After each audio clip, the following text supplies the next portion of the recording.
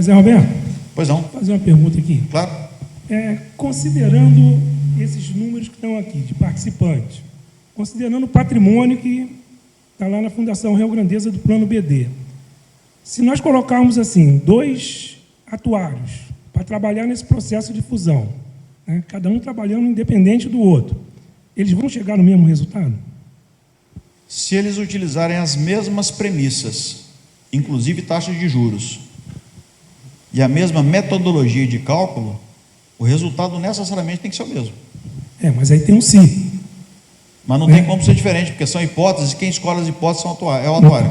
O que eu quero assim, colocar aqui é que o atuário de Furnas está fazendo esse trabalho. Mas se nós tivermos um outro atuário, a massa que vai para a eletronuclear, a massa que vai para Furnas pode ser diferente. Você vai ter uma segunda opinião. Pois é. Você vai ter uma segunda opinião. Então, é importante a gente acompanhar isso e ter, vamos dizer assim, o nosso atuário para colocar do nosso ponto de vista. Como você falou, nós estamos aqui discutindo o nosso ponto de vista nesse processo. Não é isso? Isso. É outro agravante também que tem que levar em consideração, claro, o cara para estudar isso vai levar. Apesar do nosso efetivo ser menor, ali de 1,069, né, os participantes, né, 1.069, o salário médio, inclusive para a eletronuclear, é maior, tá? Então, hoje, por exemplo, na Fundação Rio Grandeza, é em torno de 19 bi, mais ou menos, com CD junto. Tira o CD fora, dá 3 e pouco, a gente fica com o BD em torno de 15 a 16 bi. Deve cair para a eletronuclear aí aproximadamente em torno de 2,5 bi. É muito pouco. É isso. Existe, se realmente a gente tem que brigar para não acontecer essa cisão, que realmente o risco aumenta bastante. E o efeito toral, como você já falou também aí, são várias variáveis, desde viúvas, leva em conta a vida útil de cada um, a vida útil não, a longevidade de cada um, e vai para várias variáveis, né? São muitas variáveis que se levam em consideração. E, por incrível que pareça, por questões também de hoje, exames precoces, né? Com imagem e tudo mais, os remédios, as drogas são mais eficazes e tudo, nós estamos vivendo mais. Ainda bem, mas ao mesmo tempo, para um plano desse, infelizmente, é inverso, né? Tá? Então, muitas variáveis realmente. Né? Eu concordo com tudo. Eu só acho assim, primeiro, você ter a segunda opinião, ela é tão relevante que imagine que esse processo não tivesse uma segunda opinião, mas fosse judicializado. Primeira coisa que o juiz vai pedir é uma perícia. E o perito é perito atuarial. Nada mais é do que uma segunda opinião. Só que aí não é em âmbito administrativo, é judicial. Então ela é importante exatamente por isso. Você pode ter aqui um conjunto de hipóteses e premissas que são aceitas, mas você pode ter outro conjunto de hipóteses e premissas que também são aceitas. E os resultados vão ser completamente diferentes. O que vai valer aqui? Bom, que vai valer exatamente espancar essas premissas e hipóteses e essas aqui também para saber qual que vai ficar de pé. Aqui explica melhor aquela realidade, tá? Então acho que é interessante essa... Outro ponto importante também que eu vou frisar aí, que não foi falado aqui, o plano BD, né, um plano fechado nosso, né, que depois foi aberto CD para outros que foram admitidos a certa época para cá, através da pós-Furnas, em cima do liminar, nós continuamos as patrocinadoras, na época Furnas e Eletronuclear, bancando o custo administrativo, tá? Hoje bancam o custo administrativo. Então isso é um posto em cima do liminar. Então isso também é uma coisa que pode agravar também no futuro para a gente aí, que só aumenta o nosso prejuízo, né? É verdade, a gente comentava sobre isso um pouco antes aqui da nossa conversa. É importante ter uma lupa nesse assunto, porque uma coisa é imaginar que a patrocinadora se compromete a arcar com o custeio administrativo. Outra coisa é lembrar que a patrocinadora está sujeita à paridade contributiva. Eu estou me referindo à patrocinadora enquanto pública, né? Enquanto vinculada à Lei 108. Mas dá para conciliar isso? Dá. Se você, participante, contribui com 10, custeio administrativo e previdencial, 10. A patrocinadora ela pode contribuir no máximo com quanto? 10. Se ela está falando que ela vai bancar o custeio administrativo inteiro, na realidade ela está deixando de cobrar dos seus 10, está sobrecarregando no dela e continua com 10. Isso quer dizer que está indo menos recurso para o previdencial. Está claro? Ela não vai pagar mais do que o participante. Isso não fica claro em lugar nenhum, mas é importante dar uma olhadinha no balancete. Ela vai continuar pagando o mesmo que o participante, só que está indo menos recurso para o previdencial, porque ela está pagando toda a parte administrativa. No limite, isso pode estar gerando até déficit, porque está tendo uma subcontribuição previdencial, porque ela está alargando a parte administrativa. Tá? Por que isso é importante? Porque para muitos, quando a patrocinadora fala isso, não quer dizer o seguinte: ela vai 1 para 1 no previdencial e, além disso, vai bancar o custeio administrativo. Ela vai estar afrontando a emenda constitucional 20. Isso é ilegal, é inconstitucional, ela não pode fazer. Tá? Enquanto empresa pública. Se ela for privatizada, é outra conversa. Tá? Até aqui tudo bem, pessoal? Mais umas 3h30 a gente acaba. Pode ficar tranquilo que está. Olha só. Compreendido razoavelmente o processo de cisão, acho que a gente precisa ter alguns cuidados. Alguns deles a gente acabou antecipando aqui, mas eu acho que foi importante pelo momento da nossa conversa. A gente acabou de falar da avaliação atuarial. Necessariamente, cada uma dessas hipóteses e premissas precisam ser testadas. A gente falou de taxa de juros, falou de longevidade. Você tem, por exemplo, a composição familiar. A maioria dos atuários, porque não tem às vezes uma base de dados atualizada, usa família padrão, né? Cônjuge e um filho. Então você tem o participante e 2 dependentes. Isso representa de fato na média a realidade, por exemplo, desse grupo? É uma questão. Mas isso faz diferença? Faz diferença. Basta você ter uma renda vitalícia que tem previsão de reversão em pensão e você tem filhos jovens, caso aconteça o seu falecimento e eles ainda sejam jovens, você vai estender esse benefício de pensão por muito tempo. É completamente diferente de você trabalhar com a família padrão. Isso pode fazer diferença no resultado? Absolutamente sim. Tá? Então, como eu disse, são muitas as premissas, então vale a pena uma atenção na avaliação atuarial. E até agora a gente só falou de passivo, né? A gente só falou do lado passivo. Nosso balanço não pode ser manco, ele não pode ter só um lado, né? Só do lado passivo. A gente só falou aqui de encargo, de longevidade, de risco atuarial. A gente só falou o lado direito do balanço, a gente tem que falar o lado esquerdo. Eu estou mostrando para cá, é o canhoto, né? Na verdade é o contrário. A gente falou somente do lado direito do balanço, né? Do passivo. A gente tem que falar do ativo. Ativo nada mais é do que o recurso, né? Os 20 bi ou 18 bi, o valor que couber a eletronuclear, caso essa cisão prospere. A gente espera que não, mas enfim. Mas a gente tem que pensar o outro lado do balanço. O outro lado do balanço é o seguinte: vamos supor que vocês tenham êxito, espero que tenham, para resolver as questões do passivo. Vocês conseguiram uma boa avaliação atuarial, ela espelha com fidedignidade a realidade e os direitos de vocês, direito adquirido e acumulado, isso é muito importante, legal. A avaliação atuarial previu que eu vou viver até os 120, ok, não é o caso, né? Eu estou brincando, mas, sei lá, 87, 88 anos, você pega a tábua e acresce 10%, isso é possível na legislação, é uma segurança. Então você procurou ter todos os cuidados para se proteger, legal.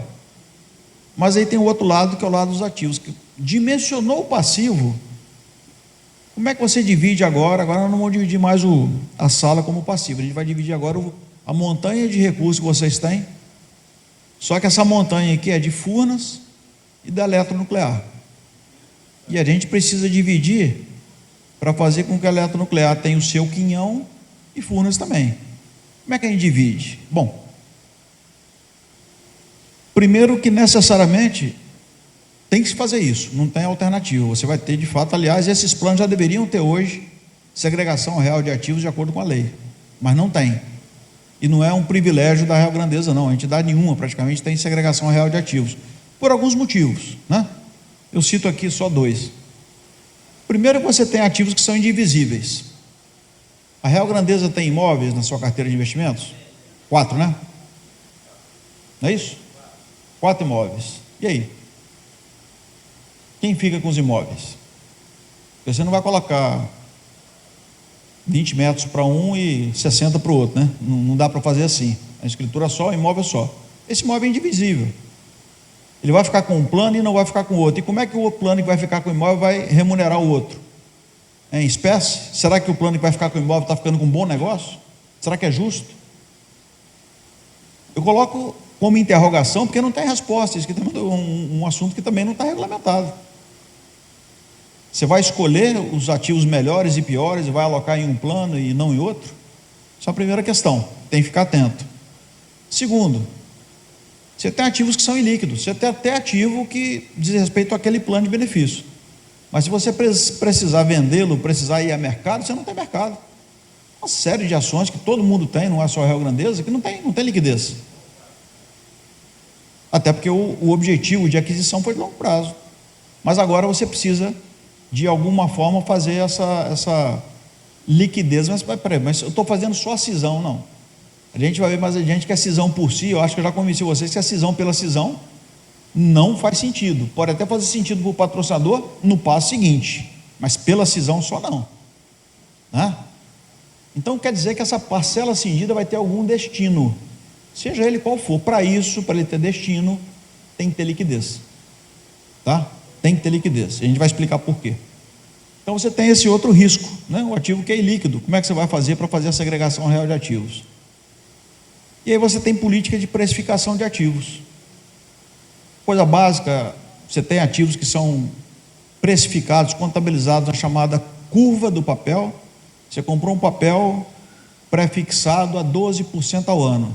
Do dia que você comprou até o vencimento, vai ser contabilizado pro rata, 12% ao ano até o vencimento, chova ou faça sol, não interessa o mercado. E você tem ativos que são marcados a mercado. Independentemente do preço que você comprou, vale o valor dele no dia, quanto que o mercado paga por ele. Será que esses valores têm diferença? Basta a gente olhar fundos de renda fixa, nem renda variável, fundos de renda fixa, tesouro direto, que às vezes você opera e apresenta rentabilidade negativa, só pela questão da precificação. Agora perceba que quando acontece isso com a gente, por uma questão de precificação, a gente sofre, mas não chora, porque aquilo ali é uma perda contábil, ela não é financeira. Você pode recuperar, mas aqui ela é financeira, aqui é para chorar, porque vai ter que vender por aquele preço, e aí é a efetivação da perda, tá? E aí vem a questão que eu falei, olha, se cindir por cindir não faz sentido para ninguém, nem para o patrocinador, o que vem depois da cisão? Bom, você pode manter os dois planos cindidos se eles tiverem viabilidade econômica. A gente já falou aqui das probabilidades de que pelo menos uma das partes, ou a parte menor, não tenha viabilidade técnica sob a ótica do risco. Tá? Eu não estou afirmando, eu estou colocando como possibilidade. Como possibilidade. Mas você pode manter esses planos. Você pode manter esses planos sendo administrados na Rio Grandeza ou em qualquer outra entidade. Tá? Mas eles podem ser mantidos.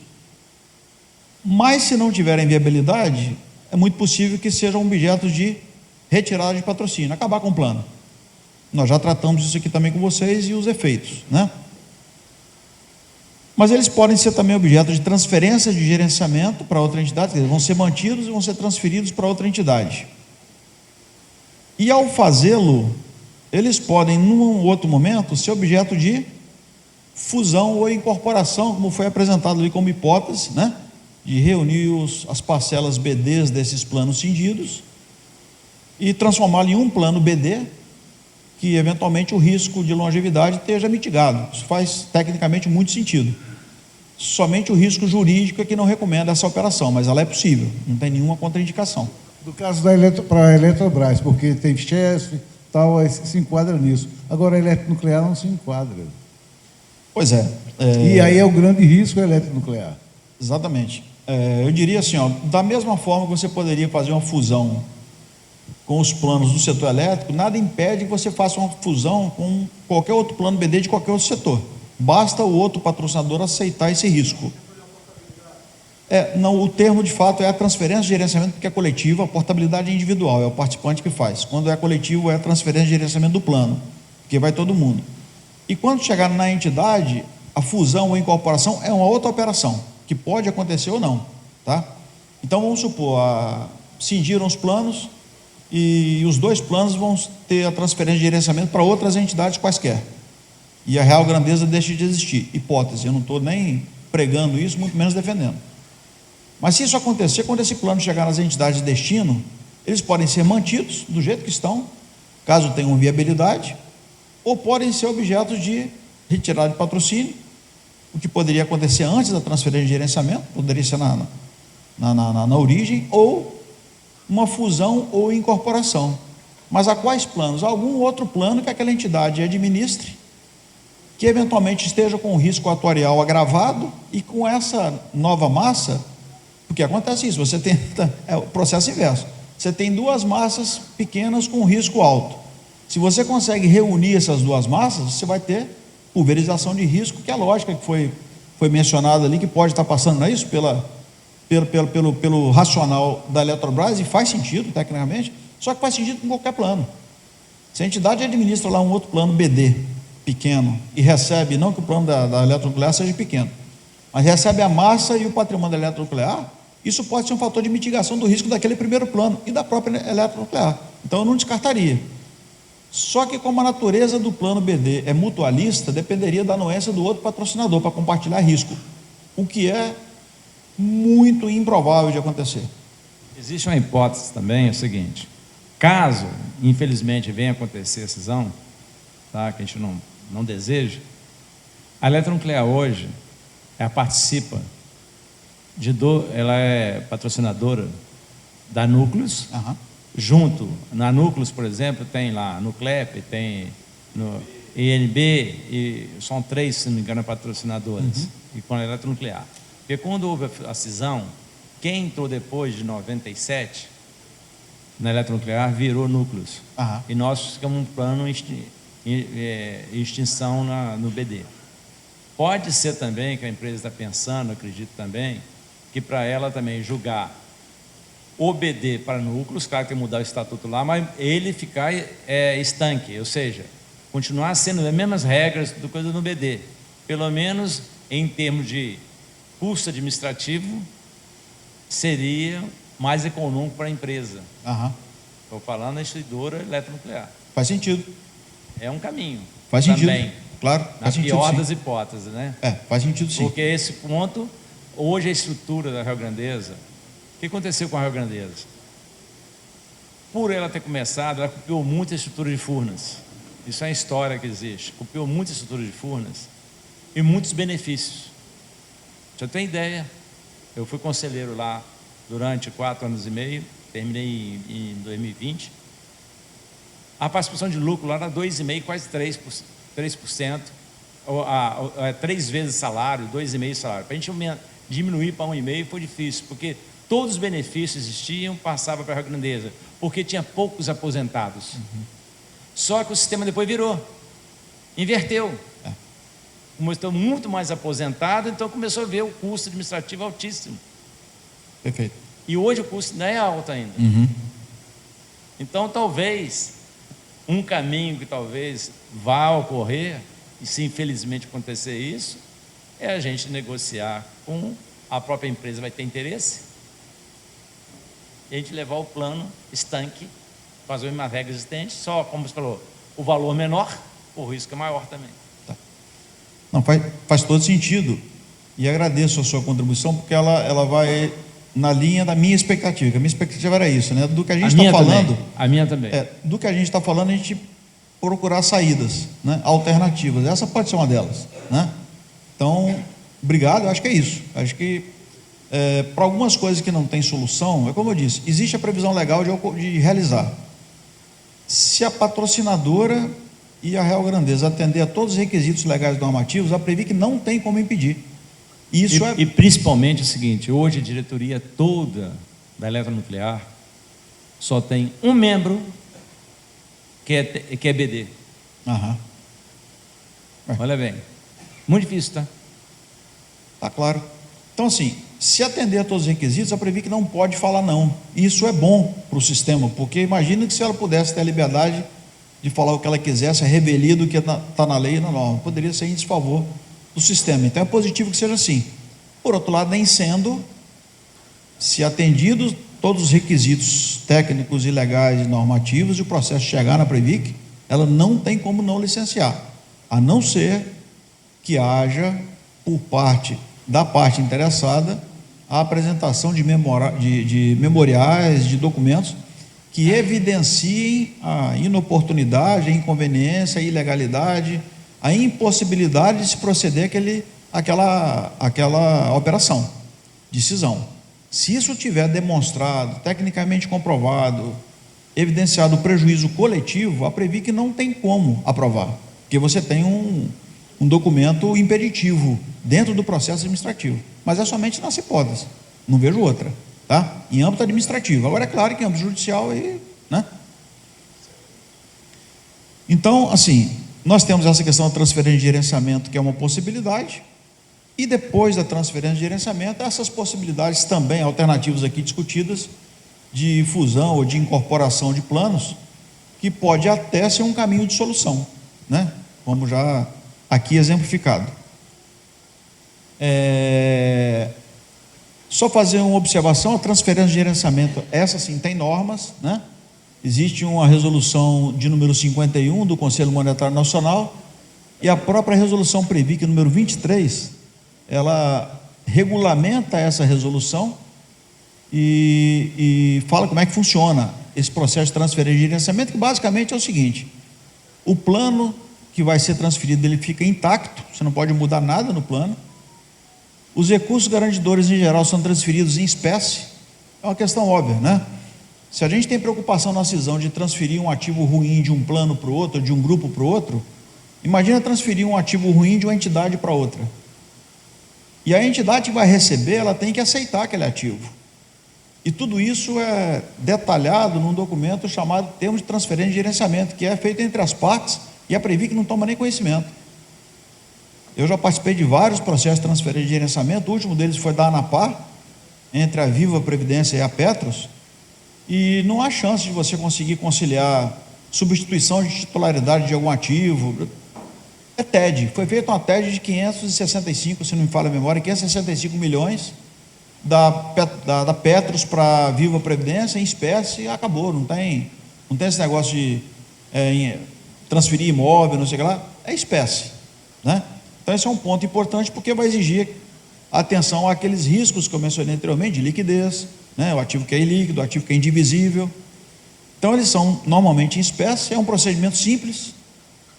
Se analisar na prática, o que é transferir o gerenciamento do plano BD hoje ou do plano BD cindido, uma das partes do plano BD? Basicamente, é onde está escrito Real Grandeza, você tira a Real Grandeza e insere o nome do novo administrador. Acabou.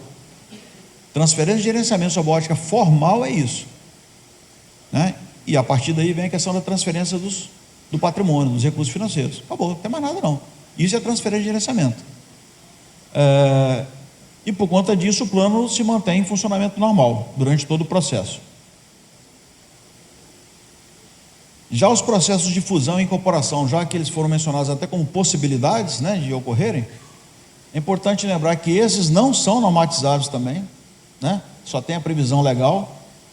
A fusão nada mais é do que você juntar, unir, né, dois planos ou mais, e vai dar origem a um novo plano.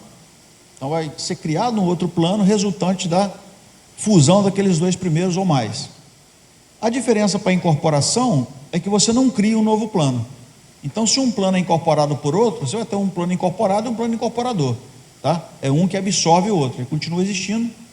E o mais importante é isso aqui, ó.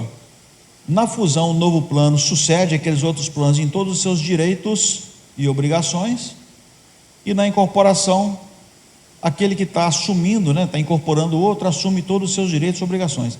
Esse negócio de assumir direitos e obrigações é o que faz com que essas operações elas sejam evitadas. Quando fala em assumir direito e obrigação, você está assumindo o histórico daqueles planos. Então, assim, você tem coisas que ainda nem são, não são nem sabidas, e que aconteceu há algum tempo, né? Aquela história nossa que o nosso passado é incerto, né? Não se sabe ainda o que aconteceu com aquele plano. O cara vai assumir numa fusão que o plano que será resultante daquela fusão vai assumir aquele compromisso que ele nem sabe qual que é. ou um plano que vai incorporar o outro, não pode deixar que todo o passivo desse plano a gente mata no peito e assume. É muito pouco provável. Então, por isso que a quantidade de operações de fusão e incorporação são mínimas, né? É muito tempo que a gente não ouve falar nessas operações. Então, tem essa questão da governança. A partir do momento que você entra numa entidade nova, que você já não tem mais voz de governança, que você está fora dos conselhos, mas quem aprova alterações no regulamento, quer dizer, alterações no plano, é o patrocinador e a entidade, entenda-se a entidade, o conselho deliberativo, o risco de vocês serem surpreendidos com alteração regulamentar é muito maior, porque a capacidade que o conselho terá em fazê-lo à revelia dos participantes também é muito maior, né? Esses participantes não estarão lá representados. Então existe esse risco também de alteração de coberturas.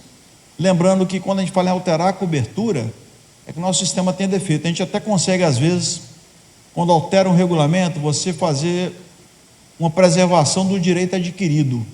Você não mexe no assistido, porque a lei já impede, já prevê que não aprovaria.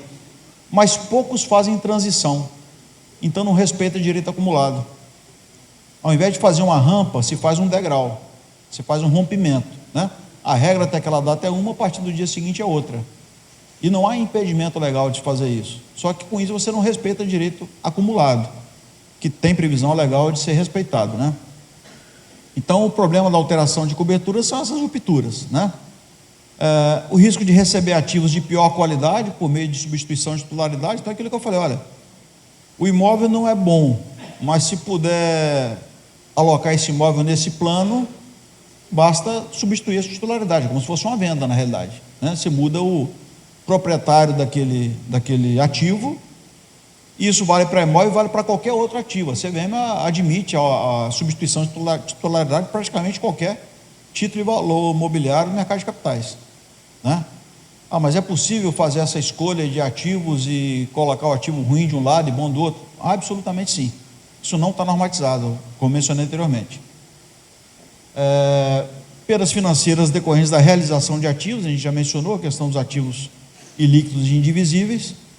Perdas econômicas devido à precificação adotadas pela nova entidade. Então, lembrar que você tem um ativo que já sofreu uma perda potencial na venda, e agora você tem seu patrimônio que vai estar sujeito a uma nova política de precificação. Isso pode gerar de pronto uma nova perda, tá? Acho que os conselheiros têm, estou seguro que os conselheiros têm um papel fundamental nessa história, né?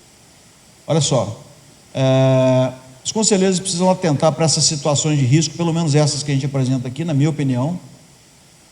Precisam se manifestar formalmente. Então, a gente insiste na manifestação formal, porque é essa que, no processo administrativo, só existe processo se houver documentos. Isso não é burocracia.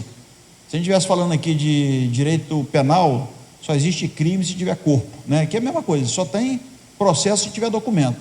Não é burocracia. Se você fez uma reunião como essa, o dia todo, e vamos supor que aqui tivesse um outro objetivo que não esse objetivo da gente conversar. Se não houvesse uma ata dessa reunião, para fim de processo administrativo, essa reunião não houve. Está claro? Se precisar comprovar junto a qualquer instância, sem uma ata, não aconteceu nada, tá? Então, é importante que haja essa formalidade na manifestação, confirmar se todos os custos inerentes ao processo de transferência de gerenciamento, caso tenha, né, o processo de transferência de gerenciamento, se eles estão sendo suportados pelo patrocinador, porque esse não é um processo tão barato, e a norma fala que quem paga isso é o patrocinador, não é a entidade de previdência, e envolver, caso necessário, o Conselho Fiscal, que é um órgão, às vezes, que nem sempre se tem a iniciativa de acionar, mas ele é fundamental porque é o órgão de controle interno por imposição legal. Então, ele responde por esses riscos também que a gente está mencionando aqui. Concluindo, processo de reorganização do setor elétrico, que a gente está aqui tratando com vocês, no caso específico, a Real Grandeza, vai resultar certamente na consolidação dessas entidades, seja de uma forma ou de outra, seja por escolher uma que vai administrar todos os planos, ou encerrar todas e criar uma nova entidade, mas isso tende a acontecer. Isso não está acontecendo só nesse setor, eu mostrei isso para vocês, é um sistema como um todo. As consequências, na minha opinião, e em algum momento, pelos motivos que eu aqui expus, tende a ser retirada de patrocínio e transferência de gerenciamento. Então é possível que você tenha um processo de cisão acompanhado de uma retirada de patrocínio, ou se não acontecer isso, você tem um processo de transferência de gerenciamento e lá na frente, retirada de patrocínio, fusão, incorporação, aí já não se sabe, né?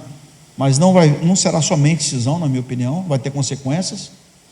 E o que a gente recomenda para vocês é que vocês se organizem para pleitear a participação que eu mencionei anteriormente aqui, que é uma novidade desde agosto do ano passado. Vocês podem participar, e é como parte, de fato, nesse processo de licenciamento todos. Seja cisão, seja transferência de gerenciamento, seja incorporação, não importa, qualquer um desses processos, com base nesse dispositivo aqui, parágrafo 2º do artigo 152 dessa resolução, que é a resolução da própria Previ, que vocês podem pleitear a participação nesse processo. Na minha opinião, é a forma mais legítima e adequada de fazer com que tudo que a gente aqui apresentou, e muito mais que vocês tenham de informação, e tem muito mais do que eu, possa ser utilizado em benefício da defesa do interesse de vocês. Tá bom? Era isso. Eu peço desculpas que eu acabei me estendendo, mas foi em benefício da compreensão e da interação com vocês. Eu estou à disposição, se tiver alguma dúvida, e agradeço mais uma vez a atenção. Obrigado. Pessoal, boa noite, eu sou o Guto, sou jornalista da Pós-Furnas e queria só enriquecer essa informação. Em primeiro lugar, a gente não tem uma liminar que concede a isenção da despesa administrativa, ou seja, que impõe às patrocinadoras o pagamento da despesa administrativa. São duas instâncias e já tem uma decisão monocrática favorável a nós no Superior Tribunal de Justiça, no STJ. Teve recurso, vai para o colegiado, etc., mas isso é uma coisa importante. A outra é que, pensando nessa questão da despesa administrativa, na hora que houver a cisão, aí Furnas sai e vai para uma nova, a massa de Furnas vai para uma nova entidade, ela vai estar debaixo da Lei 109. E, nesse caso, os participantes e assistidos vão pagar meio a meio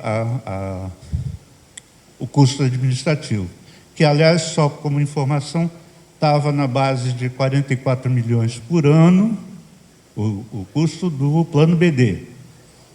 E a Eletrobras, não foi Furnas, a Eletrobras pediu para a diretoria da fundação reduzir em 15% de 44 milhões, vira 38, eu acho. E agora pediu de novo para reduzir mais 40%. Não tem onde cortar esse dinheiro dentro da Fundação Real Grandeza. Mas na hora que, então, olha, Furnas foi para lá, para a nova entidade. Ficou na Real Grandeza a massa da eletronuclear. O mais sensato seria sair, então, a massa da eletronuclear e ser absorvida pela Núcleos. E, nesse momento, também, como a Núcleos foi criada posterior ao fechamento do Plano BD, também vocês passarão a pagar o custo administrativo. Aquela ação que já está lá no STJ, vencedora em todas as instâncias, deixa de existir, deixa de ter sentido, né? Era essa a informação que eu queria dar para vocês.